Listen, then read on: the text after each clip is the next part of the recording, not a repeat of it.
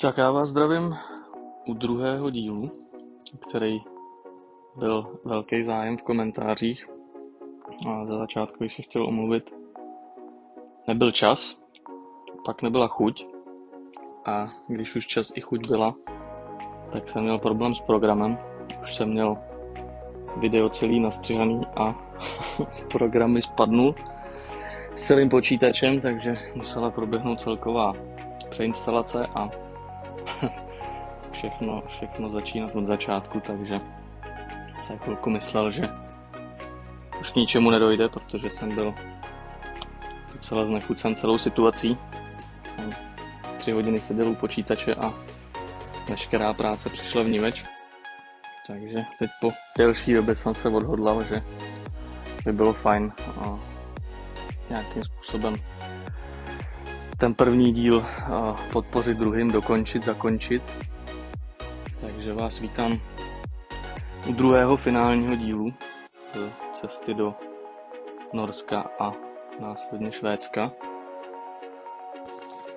Důvodem, proč se mi do druhého dílu úplně nechtělo, bylo to, že když se to možná nezdá, tak natočení sestřihání videa je jedna část a to namluvení, komentování je druhá část, kdy člověk, který úplně není výřečnej, jako jsem třeba já, tak to zabere hromadu času, aby to trošku vypadalo, tak případný přeřeky a podobný se musí nahrazovat, předělávat a to je věc, která mě od toho trošičku odrazuje, protože mi to trvá dvojnásobně času, co zabírá délka videa. Ještě takový dodatek k prvnímu dílu, ano, to Volvo přede mnou taky Ivona. Už mám přehled, o koho se jedná v prvním díle a vlastně v té cestě nahoru do Norska, Švédska jsem absolutně neměl představu o tom, kdo to je. Takže děkuji v komentářích za vysvětlení, objasnění. No a navážeme na první díl, kdy sjíždíme v Trelleborgu z trajektu a vydáváme se skrze Švédsko na norské hranice. No, než dorazíme na hranice, tak vám ukážu ještě nějaký timelapse z cesty skrze Švédsko.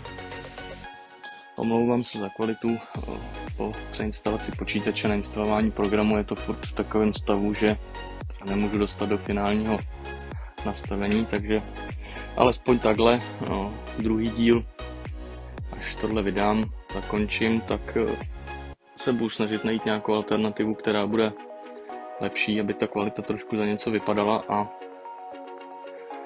další videa, jestli teda ještě nějaké budou, tak už doufám, že budou o něco lepší. Takže jízda z přístavu po Švédsku byla víceméně bez žádného vzrušení, v poklidu míru.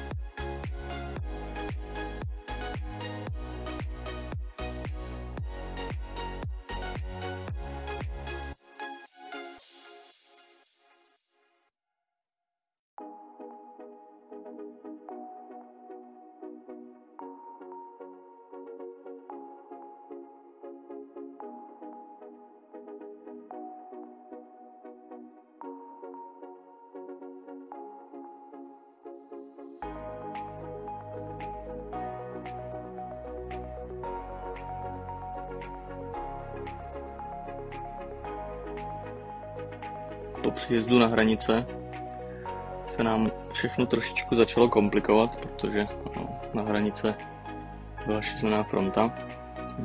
Norsko tím, že není v Unii, tak se musí clít, takže parkoviště, jak můžete teďka vidět, tak bylo úplně naflákaný. Na papíry se čekalo delší dobu. Takže tady jsem koukal, jestli se pro mě nenajde nějaká ulička, nějaký místo, abych zaparkoval, nechtěl jsem stát úplně trošku na prase takhle za návisama, nicméně to tak stejně dopadlo a díky bohu na parkovišti čekal na papíry kolega, který vezl úplně stejný vazník železnej a ten už teda měl o papíry zažádáno a čekal na vyřešení, takže mi pomohl trošku, aby mě navedl k tomu, kam, pro co jít, co a jak, kde řešit. Takže za to děkuji, nicméně se to neobešlo bez komplikací. To už bych nebyl já, aby šlo všechno hladce. Takže tím, že se přepravila z Itálie, tak k tomu chyběl nějaký údaj, nějaký papír, díky kterému, tím, že už jsem byl na celnici odpoledne, tak nebylo možné z Itálie se dorozumět zpátky do Norska na hranice, takže jsem nocoval na hranicích do 2. rána, kdy teda zaplať pambu daný list z Itálie přišel, mohl jsem proclít a mohl jsem pokračovat v cestě dál. Takže tady už se nacházíme za norskýma hranicema, jsem vlastně dělal první pauzu. Došel jsem si na takovou pozdní snídani, brzký oběd, dělal jsem pauzu a frčel jsem dál. Takže tady zase vám ukážu nějaký timelapse z cesty. Tady doprava ještě byla celkem hustá, ale potom budete moct vidět dál ve videu, tak čím více blížíme fjordám a horám, tak se doprava sklidňovala a příroda zvelebovala, zesčovala a cesta byla lepší, příjemnější.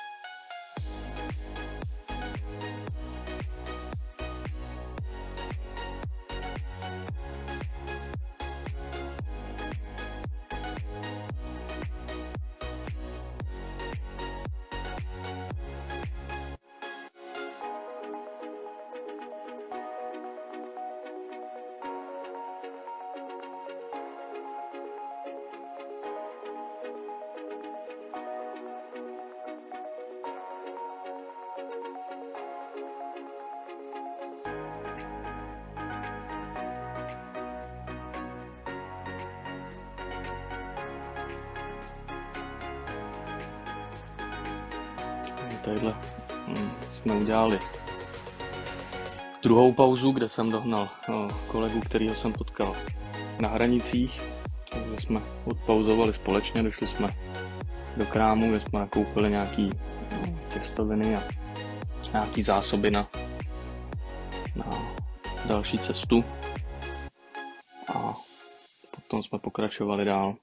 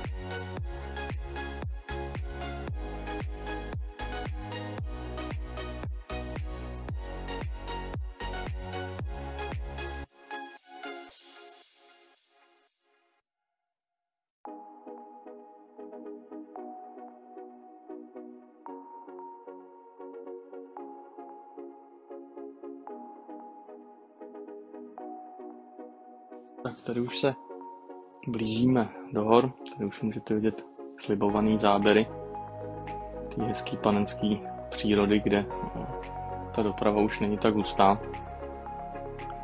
A horská příroda, ty vesničky a všechno je podstatně hezčí než ty velký města, kterýma se projíždí. Samozřejmě i s tím se vážou trošku komplikace, že tady na takových místech už není moc kde zastavit. Ty pumpy už nejsou tak často jako přes to Švédsko nebo ty norský města.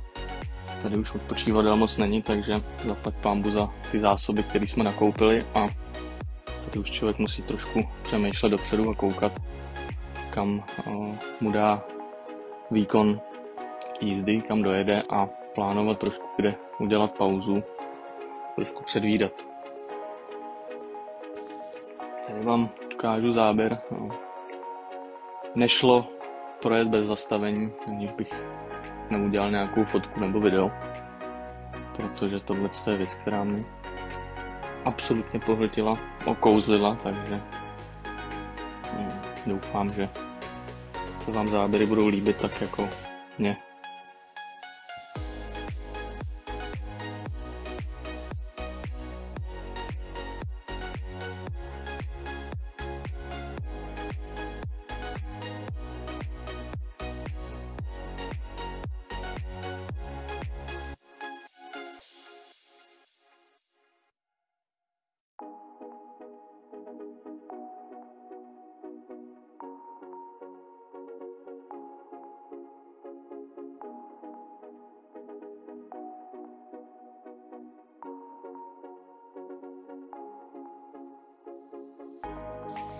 A teď se dostáváme k tomu, o čem jsem mluvil, že jsem se dostal do krásné takové vesničky v horách u jezera, kde bohužel teda nebylo kde zastavit, takže jsem musel zastavit aspoň takhle na šrafování.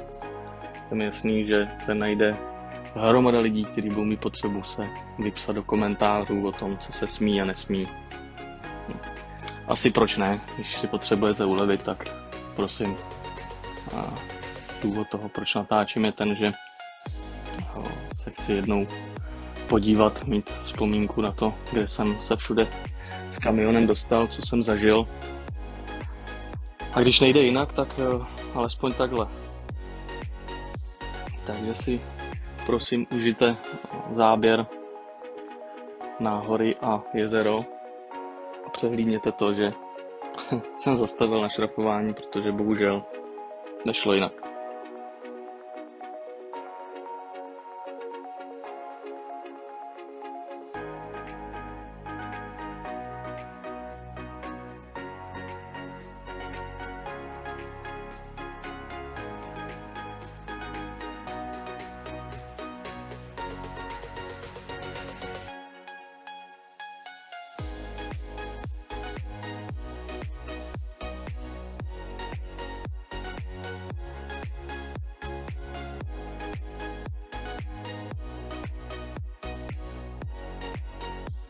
Tak a tady na tomhle parkovišti, kde jsem zase dojel kolegu, který jel přede mnou už z norských hranic, tak tady na tomhle parkovišti náš den zakončíme.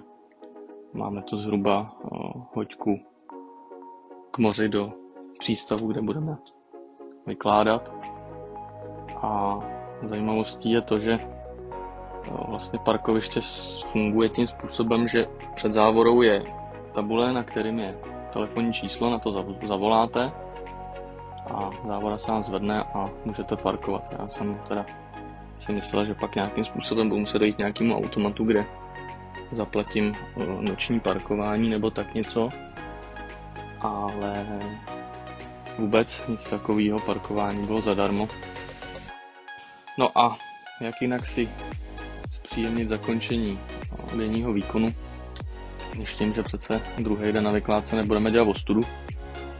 Já jsem v autě měl akuvapku a vezl jsem si 20 litrový kanistry vody s šampónem, kyblíkem, takže jsme výkon zakončili tím, že jsme si ohřáli jídlo, načli pivo a takže jsme se vrhli do šampónování a jsme nedělali ostudu, takže tímhletím zdravím Patrika. Na dalším záběru můžete vidět, čas nám utek celkem rychle. Tenhle záběr je v 1 hodinu ráno. Bylo nádherně vidět celou noc, což byl další takový zajímavý zážitek. Vlastně v 1 hodinu ráno vidět takovejhle krásný pohled z parkoviště. Ale to ponocování si myslím, že aspoň v mém případě se to rozhodně stálo. Takže tady už máme druhý den, 8 hodin ráno, já už mám po pauze. Paťas vyrážel o hodinu dřív, takže ho jdu dohnat na vykládku.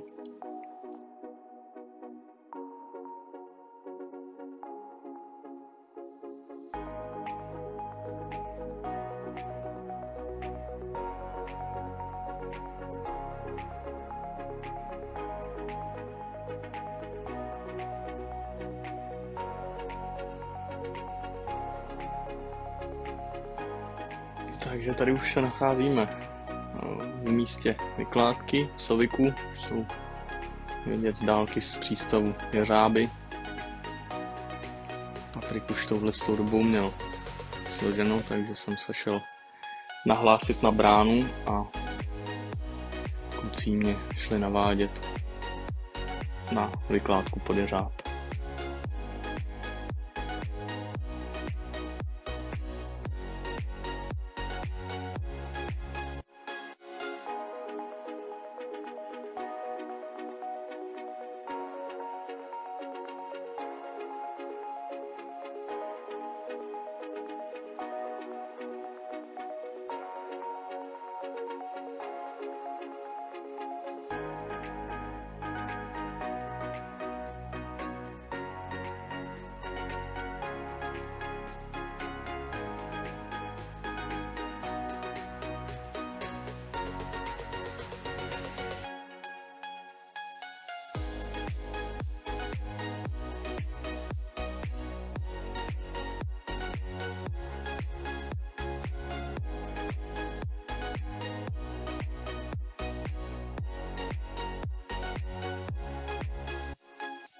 Tady jsem byl trošku překvapen ze stísněných prostorů, kdy jsem si teda myslel, že přístav bude o něco větší a ta manipulace tam bude trošku lepší. Ale nebylo to nic, co by se nějakým způsobem nedalo zvládnout. Na dalším záběru uvidíte, že jsem byl celkem ohromený z toho, co po obětí kanceláří nebo firmy Haly se přede mnou objevil.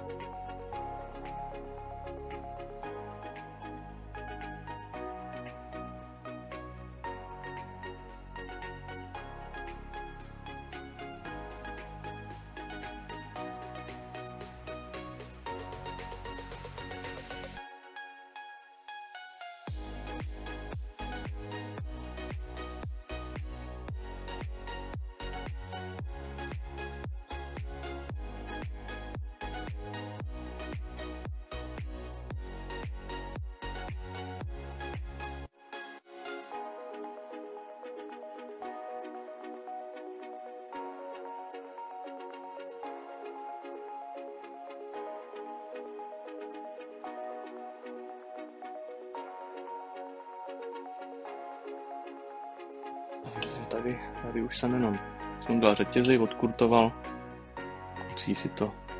Kluci už si sami natáhli řetězy, zapojili na jeřáb a sundali sami, takže já jsem pouklízal řetězy, gumy, kurty a odjíždím. Teďko jsem měl přejezd zhruba nějakých 350-400 km na nakládku, kde jsem nakládal bagr Caterpillara. Uvidíte na dalších záběrech.